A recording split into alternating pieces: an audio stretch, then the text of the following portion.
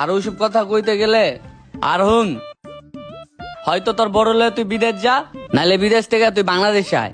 আচ্ছা বন্ধু, তোর লগে আমি পরে কথা কই। আর বুঝছ না বেটা, ফ্যামিলির বিষয় কথা এটি কি সব জায়গায় কওয়া যায়? আমি বাজারে আছি, তোরা ফিরে আয় ফোন দিমুনি। আচ্ছা রাহি, আল্লাহ হাফেজ। এই মিথ্যে শহরে। আরে ওইটাই তো ওর বাড়ির চাকরটা না? ওই বেটা, ওই এদিকে আয়। এই এটা আমগো ভাইজানের বন্ধু। যাই এই জিলাপি খাওয়াইবো না, এর লেগে ডাকতাছে। আসসালামু আলাইকুম ভাই, কি জিলাপি খাইবেন নি? তোপ বেটা, জিলাপি খাবি না? এদিক দিয়ে আরেক পোলার জীবনটা নষ্ট করে দিতেছস, তুই আইছো জিলাপি খাওয়ার লিগা। কি কি কন ভাই আপনি আবুল তাবুল?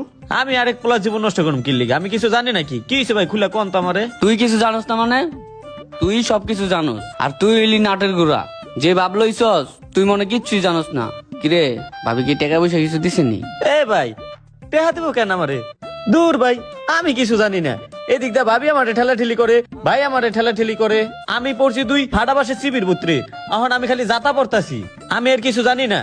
ভাবি কই গেল না গেল হে আমি কেমনে কমু? ভাই আমারে ফোন দা গালাগালি করে, ভাবি হেন দাদা বাসায় বসে আমারে গালাগালি করে। আমি এই চাকরি করবো না, আপনাকে চাকরি করে আমার ইজ্জত পান সব যাইতাছে গা। খাইলাম না আপনি জিলাপি, দূর। তরে জিলাপি খাওয়ামু, খালি বন্ধুরা বাংলাদেশে আয়েলো। তোর পিঠের উপরে 100 চালা বানমু। এই মামা, তোমার জিলাপির বিলটা রাও। আর হুনো মামা, যা হুনছো হুনছই, এটা পেটের ভিতরে রাখো, কারো কইও না।